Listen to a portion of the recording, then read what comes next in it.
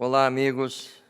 Estamos aqui novamente para junto refletirmos sobre o Evangelho, sobre a nossa busca do crescimento moral, espiritual. E mais uma vez vamos buscar nos Evangelhos o nosso assunto de hoje, cujo tema é a parábola das 10 virgens. Já felizes, agradecidos por mais essa oportunidade que a espiritualidade nos dá, de estarmos assim falando sobre o Evangelho, recordando, as passagens de Jesus, as suas palavras, os seus ensinamentos. E antes de qualquer início da nossa leitura, das nossas reflexões, nós vamos buscar fazer uma oração, uma prece. Amado Mestre Jesus, querido irmão, já te agradecemos por essa oportunidade de estarmos mais uma vez reunidos, aqui buscando os teus ensinamentos, buscando a tua luz, buscando a tua energia, buscando a tua paz. Mestre querido, junto aos nossos mentores, nosso pai Jacó, mentor desta casa, pedimos, Senhor, que nos ilumine naquilo que vai ser exposto. Estamos aqui, Senhor, com o coração aberto, com muita boa vontade, Senhor, de juntos estudarmos o Evangelho, mas nós precisamos da Tua luz, Senhor.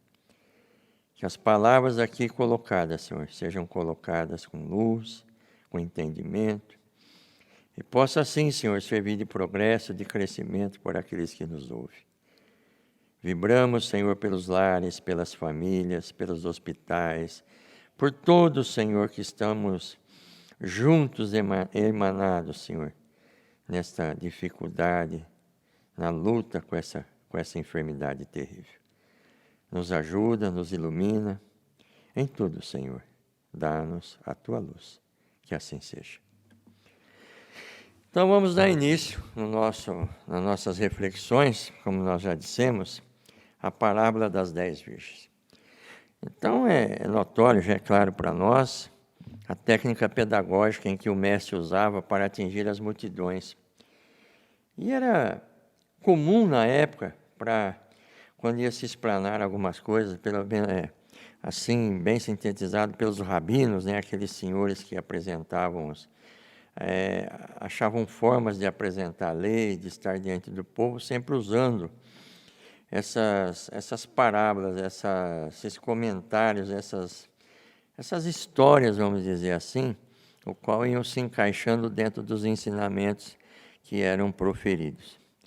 E Jesus usava dessa técnica pedagógica, desse conceito, para poder também lançar à multidão seus ensinamentos.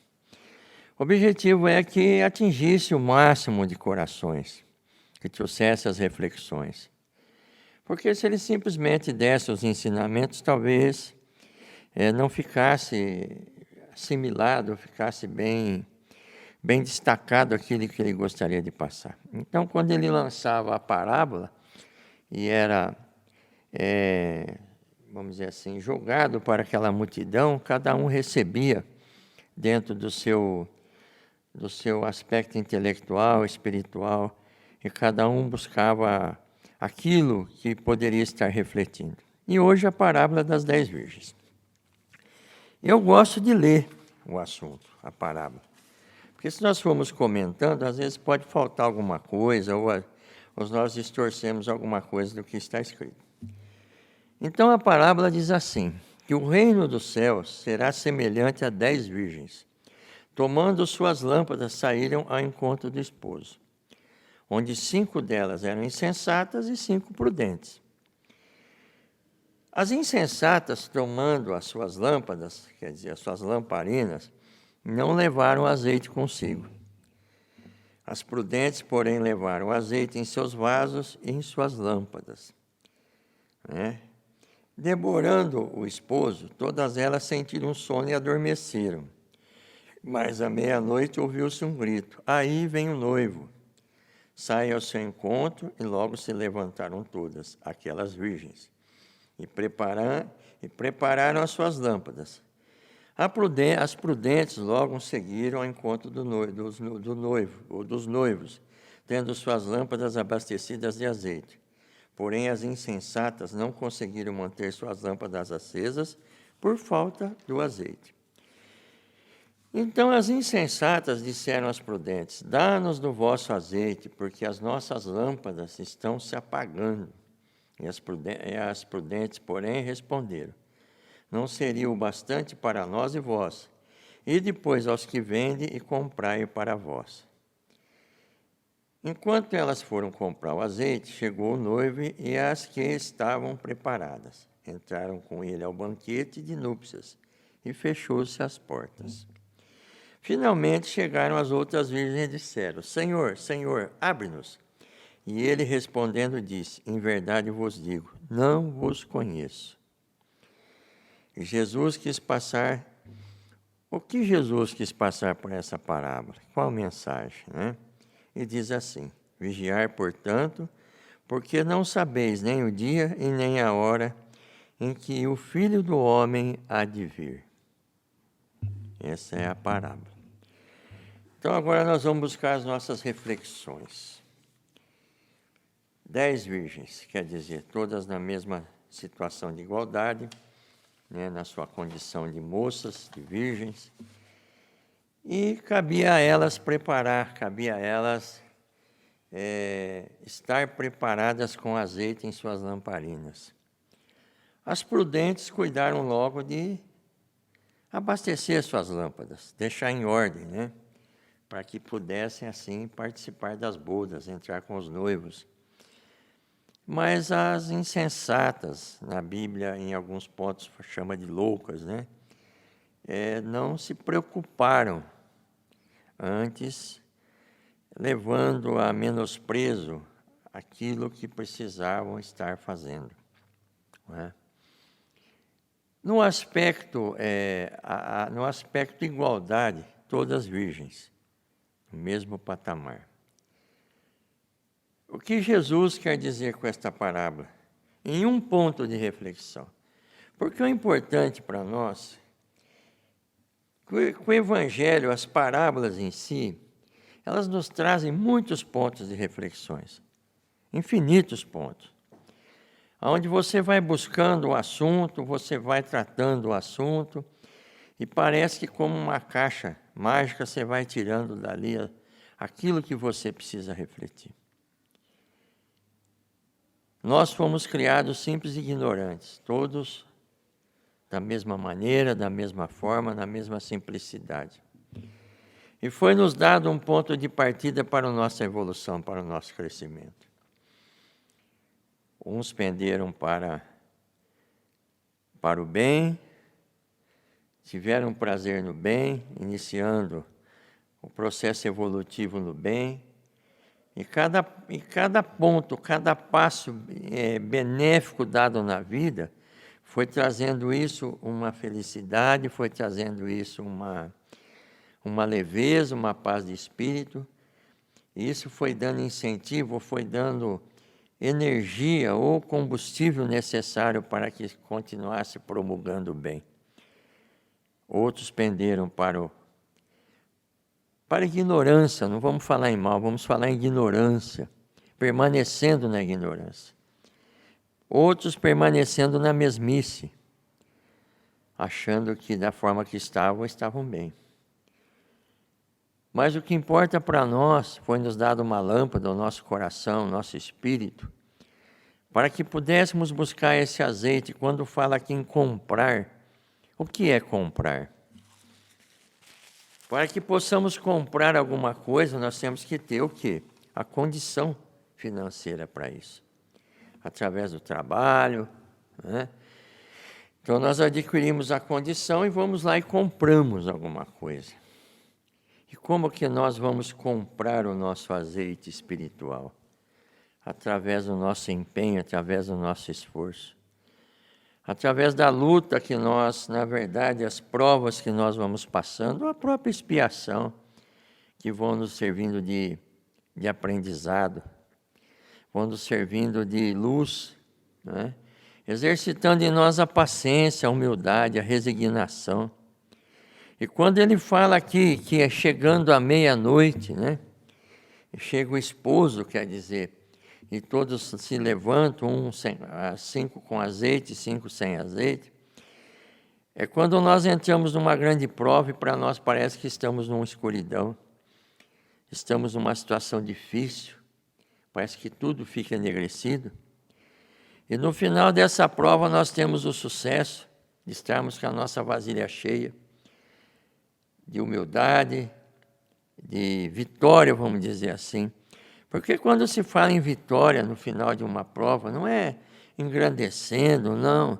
A vitória do cristão no final de uma prova é que ele chega no final cheio de virtude, cheio de agradecimento, cheio de resignação. Ele não chega no final de uma prova cheio de revolta, cheio de lamúria, cheio de querendo, na verdade, odiar esse ou aquele, querendo culpar esse ou aquele por aquela prova. Perdão. Mas ele chega no final da prova cheio de alegria. Passei por esse pedaço. E quando fala desse encontro do esposo, das núpcias, é quando você termina uma prova e sente aquela alegria no coração, sente aquela virtude, aquela alegria de sentir que o nosso irmão Jesus esteve bem perto de nós. Que os nossos amigos espirituais se compadeceram como nossos amigos, companheiros que foram nas nossas provas. E essas provas, esse companheirismo que nós vamos conhecendo, vai abrindo em nós uma fé, vai abrindo em nós um campo de confiança na nossa vida, em que nós vamos aprendendo a confiar em nós, em confiar na nossa fé, em confiar no nosso aprendizado, sabendo que toda prova, toda luta que nós passamos, vai nos trazer um resultado salutar. Então, precisamos sempre entender que as nossas vasilhas, as nossas botijas, precisam estar sempre com azeite. E esse entendimento nos traz nessa reflexão, por quê?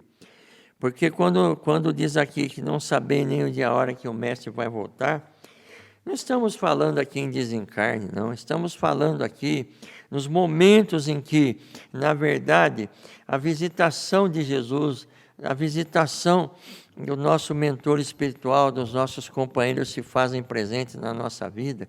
E muitas das vezes nós não temos o azeite necessário para compactuar com essa luz que está vindo e nós perdemos aquele momento tão glorioso. Não é? Nós perdemos esse momento. Por quê? Falamos em campo vibracional, falamos em energia, e de repente o nosso campo vibracional, a nossa vibração está baixa, por esse ou por aquele motivo. E nós perdemos esse momento tão gostoso de estarmos com nossos amigos espirituais. Momentos esses que não dependem do nosso dia, não dependem da prova do dia, não dependem que nós batemos o nosso carro, não depende que nós tivemos um problema financeiro, não depende que nós estamos enfermos, não.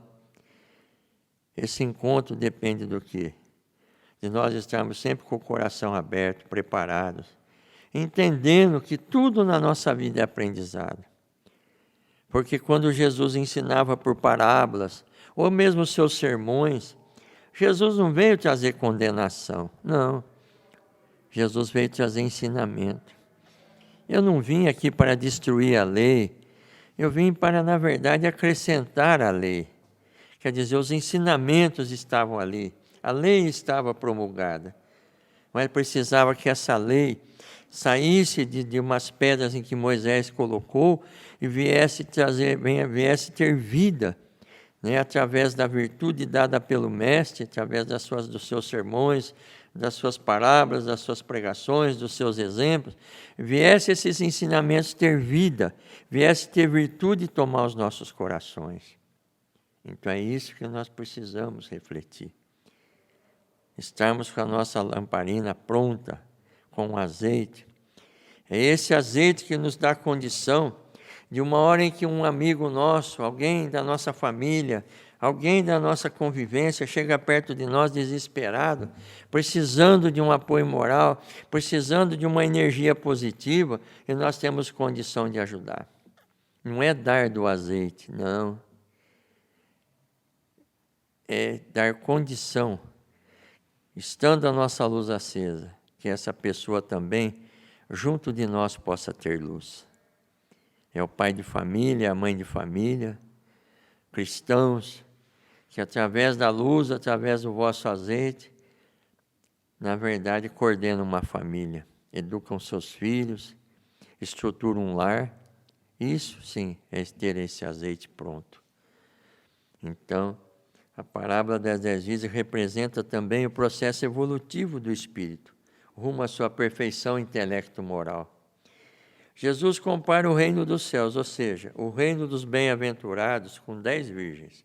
Está lá o reino, preparado, aguardando as 10 virgens. Porém, à espera do noivo, todas com a mesma oportunidade e expectativa. Então, na verdade, nos foi dada a todos nós a mesma oportunidade e a mesma expectativa. Não houve acepção de pessoas. Por isso, o processo reencarnatório é tão claro, tão lúcido nas nossas vidas. Por quê? Porque como nós poderemos entender o sofrimento de uma senhorinha com um filho enfermo, com vários problemas de saúde, num casebre tão pobre? Ah, Deus quis assim. Não. Foi dada a todos a mesma oportunidade. E o mais importante de tudo, dentro do processo reencarnatório, dentro do amor de Deus na nossa vida, dentro da misericórdia de Deus na nossa vida, que todos temos a oportunidade do aprendizado. Foi dada a todos essa oportunidade.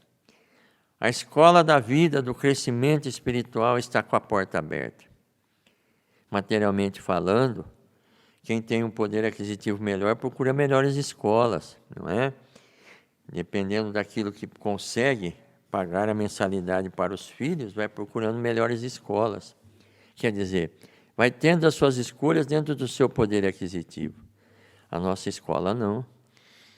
A nossa escola ela não tem um valor estipulado, não. A nossa escola, dada por Deus na nossa vida, ela é totalmente gratuita e dada a todos esse aprendizado. E muitos não conseguem compreender a riqueza desse aprendizado. Ficam transtornados, ficam revoltados quando alguma coisa bate à porta. E nós precisamos que venha o inverno na nossa vida. Quanto às estações do ano, né? Primavera, verão, outono, inverno, cada estação do ano com a sua função. Né? Cada um vem trazendo alguma coisa de bom para nós. O inverno traz o frio, precisamos de agasalho. E prover a nós que tenhamos o agasalho necessário no inverno. Esse agasalho que, na verdade, vem nos aquecer durante a luta, durante a prova, durante as expiações que precisamos passar. Depois vem a primavera, flores, né? Aí vem o esposo, aí vem a festa, aí vem as bodas, aí vem a primavera, aí vem as flores, aí vem o perfume, aí vem o colorido da paisagem. Por quê? Passamos o inverno. E isso que nós, na nossa reflexão de hoje, comprai o azeite. Comprai o azeite. Qual é o preço desse azeite? É alguma coisa que pagamos numa determinada concepção religiosa? É aquilo que não. Comprar esse azeite é individual. Comprar esse azeite é de forma íntima. Comprar esse azeite não é na aparência externa. Comprar esse azeite de boa qualidade é cuidando em praticar sempre a caridade. Então, na verdade, quando nós chegamos, primavera, verão, quando chega no calor depois da primavera, aquele aquecimento espiritual, parece que tudo vai bem, está tudo certo. distribuímos sorrisos, distribuímos agradecimentos, estamos sempre prontos a ajudar, então é o verão. Depois vem o outono. Depois de todos esses cuidados, todo esse trabalhar no verão, toda essa alegria de fazer o bem, colhemos nossos frutos. Que delícia! Que delícia! Então não vamos nós no inverno agora querer desesperar, não.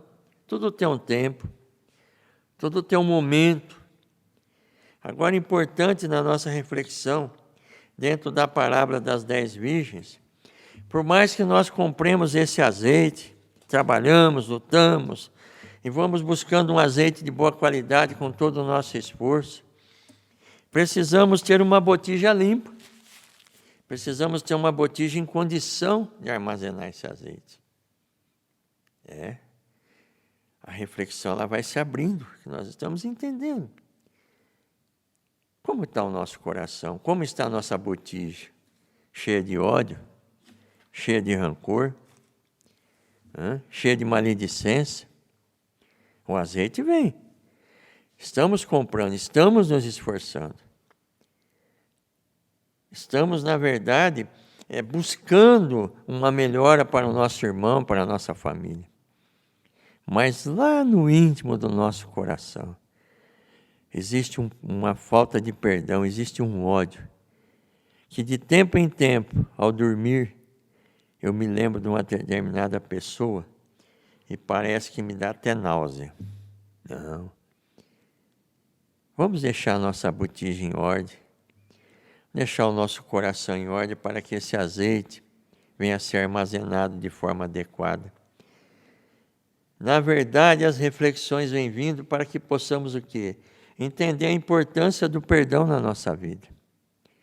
Eis que vem o esposo, levantai, acordai.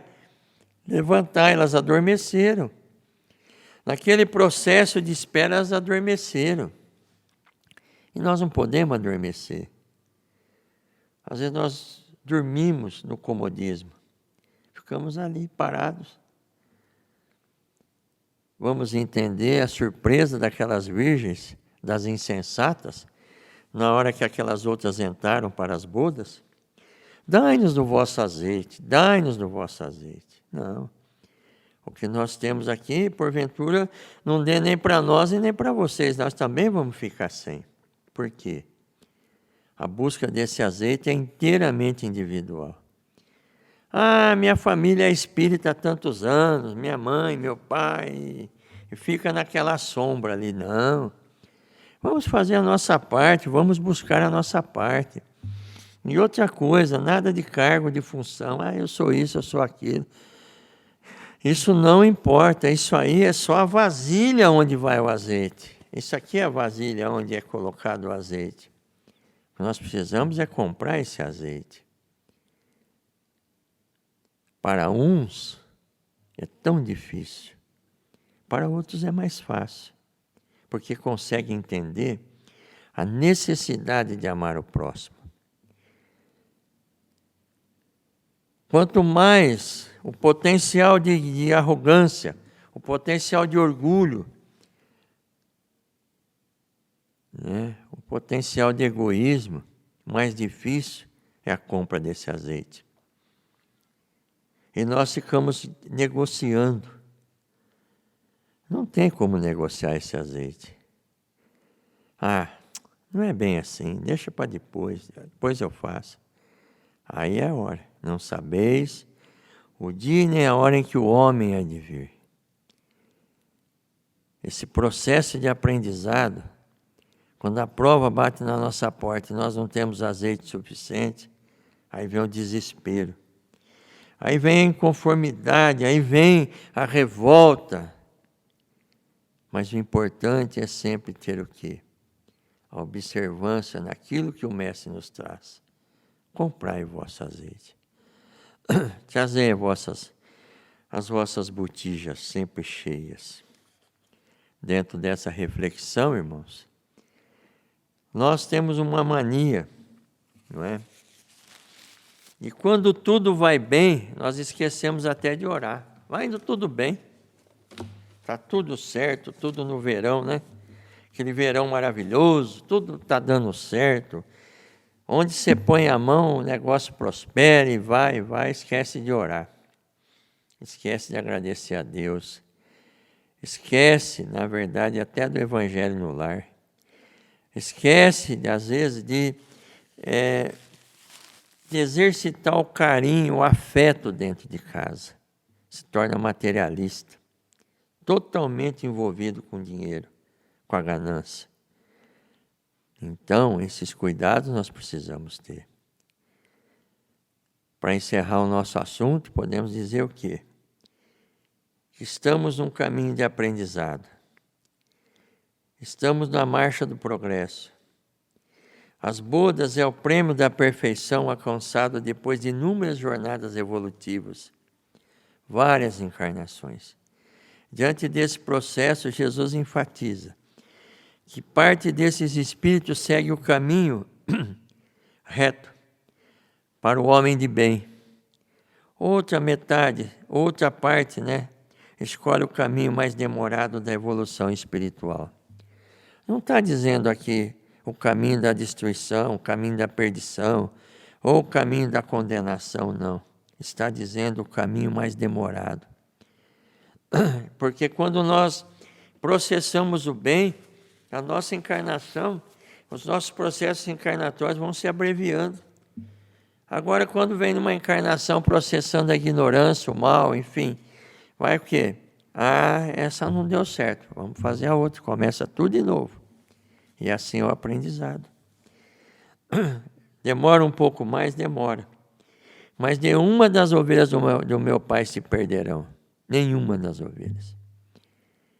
Então nós vamos agradecer, porque diante de tantas reflexões,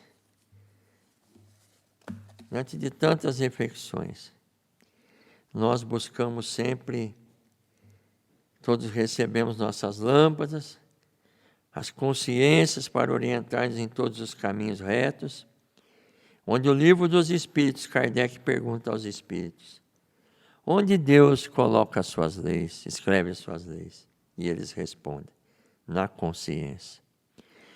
Porque a consciência é o roteiro seguro para praticar o bem e desprezar o mal. O bem é toda atitude de respeito aos direitos naturais, e o mal é a prática contrária desses direitos. Do respeito e do amor ao próximo. O que não quero para mim, eu não faço para os outros. É simples de entender. Simples. Mas como eu vou... Não, é muito simples. O que eu não quero para mim, eu não faço para o outro. Quem nos avalia perante Deus de que forma estamos vivendo é o nosso elo de ligação com o Pai Maior, com a espiritualidade, a consciência. Como comprar esse azeite espiritual preciosíssimo? Através da prática de uma determinada religião, através de dogmas. Não basta dizer Senhor, Senhor. Não basta proferir preces enormes, nem pronunciar orações mais ou menos emocionantes. Não. Para que a porta da felicidade nos seja aberta, é preciso o quê? Primeiro, que tudo abastecer nossas lâmpadas com azeite da humildade, da sinceridade, aos olhos dos homens e de Deus, com a essência da caridade. Então não adianta grandes manifestações externas, não. Nós temos que buscar Deus na prática do bem, nessa essência da caridade, com humildade, com mansidão. Estamos aqui não querendo transformar a vida de ninguém da noite para o dia, não. Mas são pontos de reflexões. Vamos buscar o nosso azeite. E dentro desse azeite, mas eu tenho um vazio tão grande dentro de mim que eu não consigo. E se prende em filme, se prende em novela, se prende num vício. Esse vazio é a falta do azeite. Então vamos buscar encher a nossa botija com esse azeite. E conforme esse azeite vai vai enchendo a nossa vasilha, esse vazio vai diminuindo e nós vamos nos encontrando, nós vamos vendo a importância de fazer o bem na nossa vida. Então está aqui, irmãos, a nossa reflexão, a parábola das 10 virgens. Agradecemos a Jesus, ao Mestre, por mais essa oportunidade. Que assim seja. Olá, eu sou Fernando Veronese e é uma alegria muito grande poder estar aqui novamente com vocês para conversarmos, para refletirmos sobre essa abençoada doutrina dos Espíritos. E o nosso tema de hoje é a lei do trabalho. Mas antes de iniciarmos, vamos elevar os nossos pensamentos a Jesus, o nosso Mestre, e pedir a sua companhia para que mais uma vez consigamos avançar em entendimento e que as lições de hoje, as reflexões, possam produzir o melhor em nós. Que assim seja. Bem, a lei do trabalho. Estamos estudando, conversando, refletindo sobre as leis morais. E como dissemos no nosso último encontro, Allan Kardec dedicou a terceira parte de O Livro dos Espíritos para desenvolver e explicar-nos as leis divinas ou naturais. Kardec propõe, para efeito de entendimento, por uma questão didática, a divisão das leis morais em 10 partes. Já vimos que a lei natural é a lei divina. E já falamos no nosso último encontro da lei da adoração. Agora vamos ver a lei do trabalho, a segunda nessa sequência dessa classificação que ele ofereceu. Restarão ainda 8 partes, 8 leis que pretendemos estudar nos nossos próximos encontros. Sempre lembrando que a ideia aqui não é detalhar cada questão das leis morais. Esse é um trabalho que, acredito, deve ser individual. Você precisa estar concentrado, analisando com cuidado cada questão, cada resposta, fazendo as reflexões profundas a que elas nos remetem. Portanto, é um trabalho individual. Nosso objetivo aqui é despertar a vontade de fazer essa pesquisa. Então, seguindo o mesmo formato que fizemos da última vez, vamos comentar e refletir sobre algumas respostas. E aí, se você sentir que é o seu momento, vá lá na terceira parte de O Livro dos Espíritos, capítulo 3, e no Evangelho, capítulo 25, e faça o seu estudo. Ok? Então, vamos lá. Vamos entrar no nosso tema de hoje, a lei do trabalho. Bem, mas o que é o trabalho? Em nosso dia a dia, a palavra trabalho está relacionada com alguma atividade ou serviço desempenhado por um indivíduo que exige ou não esforço físico. Em física, esse termo está relacionado com a energia transferida por meio da aplicação de uma força que é capaz de gerar deslocamento.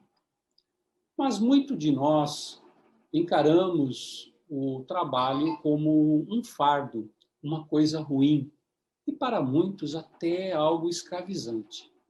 Vivemos sonhando em ganhar dinheiro suficiente para deixar de trabalhar, não é assim? Mas de onde vem essa aversão ao trabalho? É muito difícil responder a essa pergunta. Nós podemos fazer algumas tentativas. Pode ser influência do aspecto cultural, a que cada um de nós está exposto, por exemplo. Vejamos a origem da palavra trabalho em português, o nosso idioma. Nele, a palavra trabalho tem a sua origem no vocábulo latino tripalho, denominação de um instrumento de tortura formado por 3 paus, palio.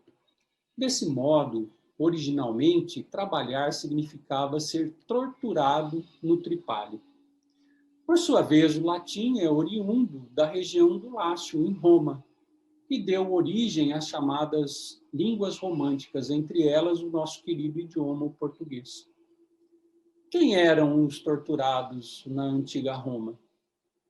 Eram os escravos e os pobres que não podiam pagar os impostos.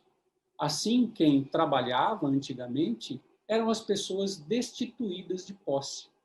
A partir daí, essa ideia de trabalhar como ser torturado passou a dar entendimento não só ao fato de uma tortura em si, mas também, por extensão, às atividades físicas produtivas realizadas pelos trabalhadores em geral, camponeses, artesãos, agricultores, pedreiros, etc.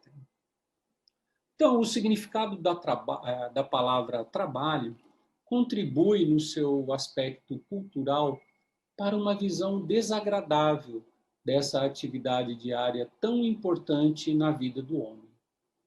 Ainda hoje, trabalhar é visto como um castigo imposto aos cidadãos. Mas vamos ver agora o significado da palavra trabalho para os orientais. No idioma japonês, por exemplo, a palavra trabalho tem outro significado. Em japonês, trabalho é shigoto. O significado da palavra shigoto é fazer algo ou servir algo, sem essa conotação de tortura que acabamos de ver. Então vejam a influência e o peso do aspecto cultural no significado que atribuímos às coisas, e em particular, nesse nosso bate-papo, ao trabalho. Portanto, para a maioria de nós, ainda, o trabalho está relacionado com uma recompensa, uma vez que materialmente esperamos, no mínimo, um pagamento pelo trabalho, pela, entre aspas, tortura. Mas até aí tudo bem. Mas quando associamos o trabalho a uma atividade desagradável, escravizante, isso passa a contribuir para a ideia de que o melhor é não trabalhar. E daí, para formar uma ideia de que o melhor é o ócio e que isso poderia se traduzir em felicidade, é um pulinho. Bem, mas é justamente essa ideia que pretende se alterar. E os espíritos vêm em nosso auxílio para nos ajudar nesta questão. Sob o ponto de vista material, o trabalho, obviamente, está relacionado com o esforço físico. Contempla, no máximo, a atividade intelectual. Mas os espíritos vêm ampliar esse conceito, colocando-o como uma lei. Questão 674 de O Livro dos Espíritos. O trabalho é lei da natureza, por isso mesmo que constitui uma necessidade. E a civilização obriga o homem a trabalhar mais, porque ele aumenta as necessidades e os gozos. O trabalho é então colocado como uma necessidade do espírito, e não somente uma necessidade material. Na questão 675, Kardec pergunta: por trabalho só se deve entender as ocupações materiais? E a resposta: não. O espírito trabalha, assim como o corpo. Toda ocupação útil é trabalho. E aí temos uma revelação importante, que, aliás, Jesus, o nosso mestre, já havia nos trazido. O trabalho é uma ocupação do espírito também. Disse-nos o mestre: o meu pai trabalha até agora, e eu trabalho também, em João, capítulo 5, versículo 17. Então, o trabalho não é apenas uma ocupação material dos encarnados, mas do espírito imortal. E novidade, não cessa nunca. Mas aí já temos o primeiro benefício ao se estabelecer o trabalho como uma lei. O benefício de nos ajudar a combater a ilusão que o homem comum alimenta, confundindo felicidade com inatividade, ócio. Ideia essa que vem de muito longe. Felicidade não é ficar sem trabalhar, permanecer no ócio. E mais ainda, aquela fantasia de que depois do desencarne ficaremos em contemplação eterna começa também a ruir quando se estabelece o trabalho como uma necessidade. E ficar no ócio, ficar em contemplação eterna, seria um atentado à criação. Deus nos criou para sermos seus co-criadores, portanto, agentes, participantes da sua obra. E como tais, temos necessidade de produzir sempre, assim como ele e Jesus continuam produzindo eternamente.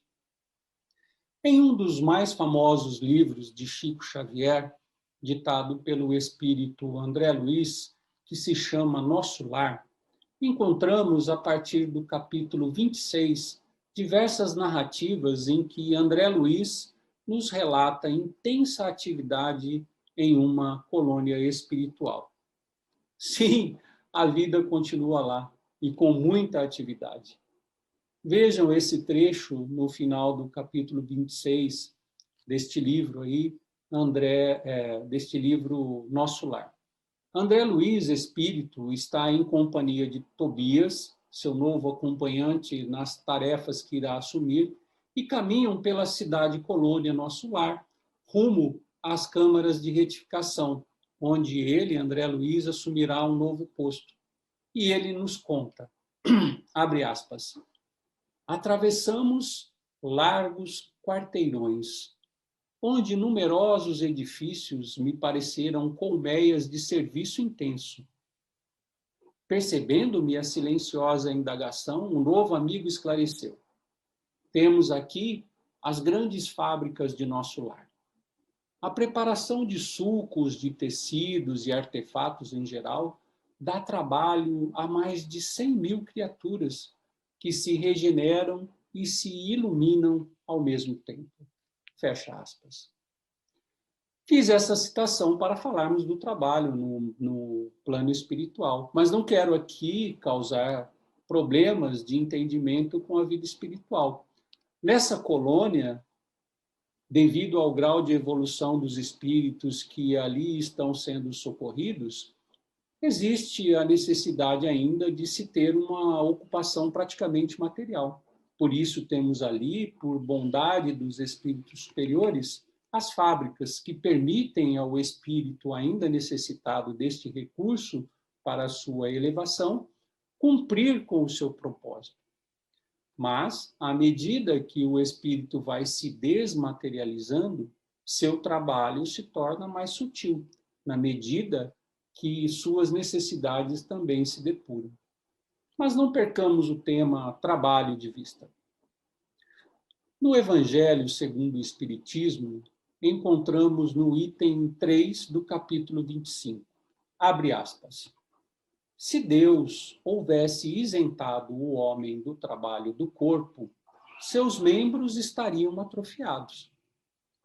Se o houvesse isentado do trabalho da inteligência, seu espírito teria permanecido na infância, no estado de instinto animal. Por isso, lhe fez do trabalho uma necessidade e lhe disse, procura e acharás, trabalha e produzirás. Dessa maneira, serás o filho das tuas obras. Delas terás o mérito e serás recompensado segundo o que tiveres feito. Fecha aspas. Então, é importante mudarmos a chave, mudarmos a nossa forma de encarar o trabalho. É preciso trabalhar, sim, mas trabalhar para, primeiro, meu desenvolvimento intelectual, para discernir melhor e raciocinar sobre os ensinos que nos chegam. Segundo, para o meu desenvolvimento emocional. Sem o trabalho do autoconhecimento e do desenvolvimento de sentimentos nobres, meu mundo interior não dá sustentação às minhas conquistas materiais ou espirituais. E terceiro, trabalhar para o meu desenvolvimento como filho de Deus. Sem o trabalho pelo próximo, não consigo ser feliz. E cumprir meu papel de co-criador na obra da divina providência. Outra citação que gostaria de fazer a respeito está no livro Entre a Terra e o Céu, psicografia também de Chico Xavier e também ditado pelo espírito André Luiz. Clarencio, o ministro, o instrutor de André Luiz, está analisando um caso complicado de um desencarnado que se encontra em dificuldades e permanece na casa da neta, inconsciente da sua condição de desencarnado, em crise. O orientador comenta, abre aspas, todavia, quando não nos devotamos ao trabalho, enquanto nos demoramos na vestimenta terrestre, mais difícil se faz para nós a superação dos obstáculos mentais, porque a indolência trazida do mundo é tóxico cristalizante de nossas ideias, fixando-as, por vezes, durante tempo indefinível. Fecha aspas. Olha só que interessante. Claro que aqui André Luiz está nos falando sobre o trabalho íntimo de autoconhecimento e de monitoramento das nossas emoções enquanto estamos aqui na vida física.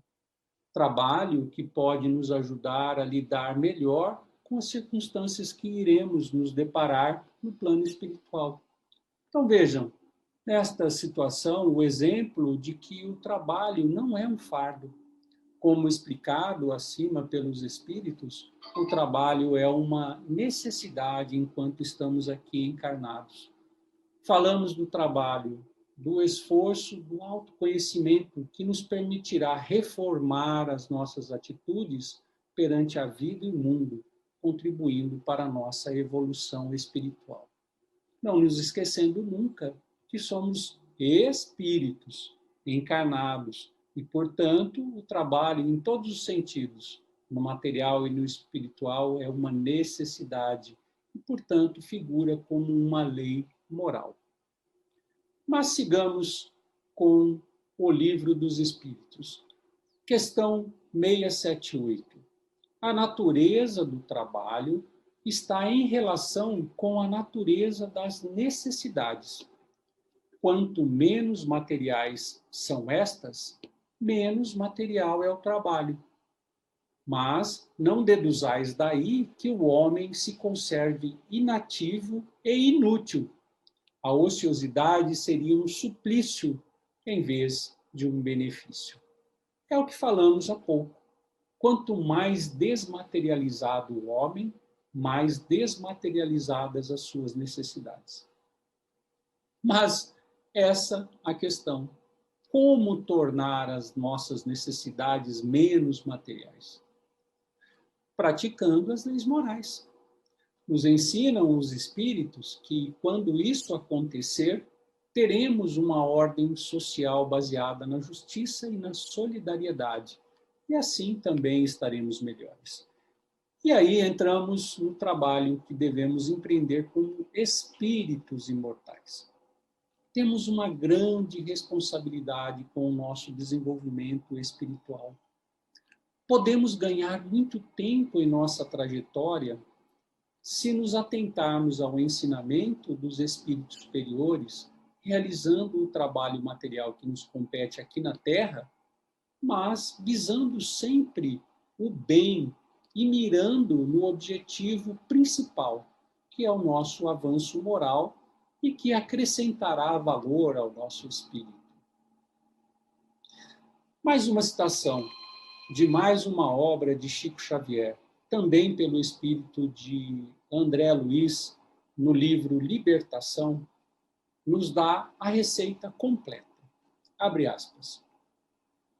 O trabalho incessante para o bem, a elevação de motivos na experiência transitória, a disciplina dos impulsos pessoais, com um amplo curso às manifestações mais nobres do sentimento, o esforço perseverante no infinito bem, constituem as vias de crescimento mental com aquisição de luz para a vida imperecível. E no Evangelho segundo o Espiritismo, ampliando o ensino que está no Livro dos Espíritos, Kardec nos oferece o capítulo 25, Buscai e achareis. Neste capítulo e em toda a obra espírita, somos convidados justamente a fazer este trabalho agora e que pode nos ajudar a nos desmaterializar. Buscai e achareis, é o título. Então, é preciso ir em busca. Não haverá transformação individual e coletiva se não nos movimentarmos nessa direção. Imagine, se não me movimentar no sentido da minha evolução intelectual, mental, emocional, espiritual, como avançar? É o trabalho como uma necessidade para o espírito. Mas sigamos. Alguém pode perguntar, mas Fernando, e o descanso? É condenável? Falamos tanto de trabalho até agora que já estou até cansado. Pois é, Kardec também abordou essa questão junto aos espíritos. Questão 682. Sendo uma necessidade para todo aquele que trabalha, o repouso não é também uma lei da natureza? Perguntou Kardec. Os espíritos responderam: sem dúvida, o repouso serve para a reparação das forças do corpo e também é necessário para dar um pouco mais de liberdade à inteligência, a fim de que se eleve acima da matéria. Questão 683. Qual o limite do trabalho? E a resposta: o das forças. Ponto. Em suma, a esse respeito, Deus deixa inteiramente livre o homem.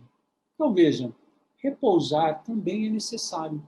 Os espíritos não nos dizem para vivermos somente trabalhando enquanto estivermos aqui na nossa vivência terrena.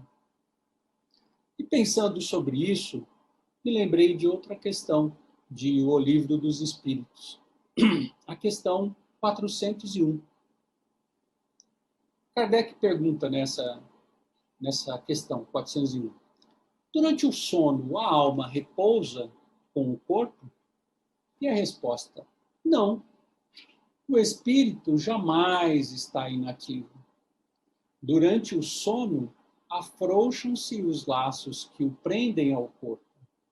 E não precisando este da sua presença, ele se lança pelo espaço e entra em relação mais direta com os outros espíritos. Então, damos maior liberdade à nossa inteligência durante o repouso do corpo, onde o espírito pode entrar em contato com outras inteligências e aurir conhecimentos, trocar ideias e guardar, através da intuição, quando no corpo, soluções para questões que o afligiam ou para resolver seus problemas. Por isso, o repouso é muito importante para o nosso corpo, mas também dá essa liberdade maior para o nosso espírito. Outro aspecto sobre o repouso é de que ele é necessário para que não corramos o risco de abreviar o nosso retorno ao mundo espiritual, maltratando, usando mal o nosso corpo. Ele precisa de repouso, certo? Bem, estamos chegando ao final do nosso bate-papo sobre a lei do trabalho. Espero ter contribuído para despertar em todos nós o desejo de observarmos com mais profundidade esta lei, pois temos um trabalho a fazer. Mudar a ideia de que trabalho é apenas aquilo que enxergamos como atividade material. Como vimos, trabalho é todo o esforço útil e para o bem, em favor da nossa renovação e em benefício do próximo. Portanto, é uma necessidade do nosso espírito, quer estejamos encarnados ou desencarnados. E trabalho como necessidade quer dizer, não fazemos, esperamos uma recompensa.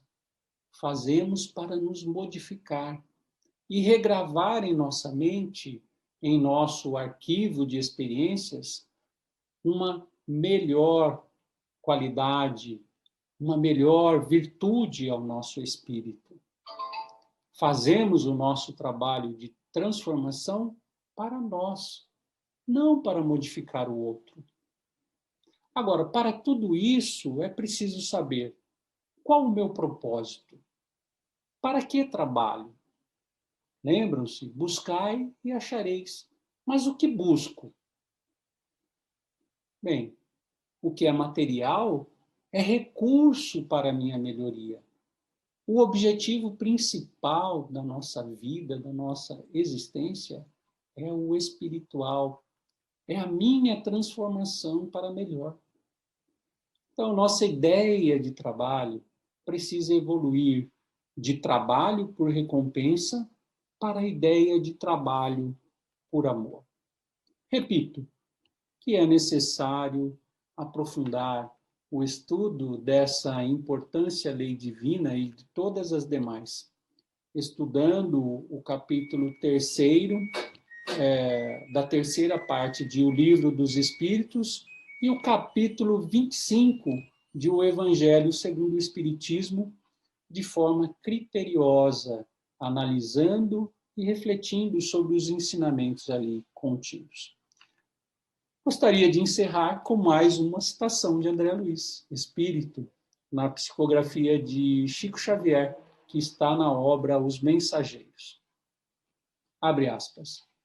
A reverência ao Pai, a fé e a vontade são expressões básicas da realização divina no homem.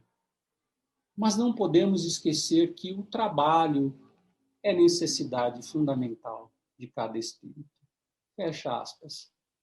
Que Jesus nos ilumine em nossos trabalhos de permanente renovação no bem.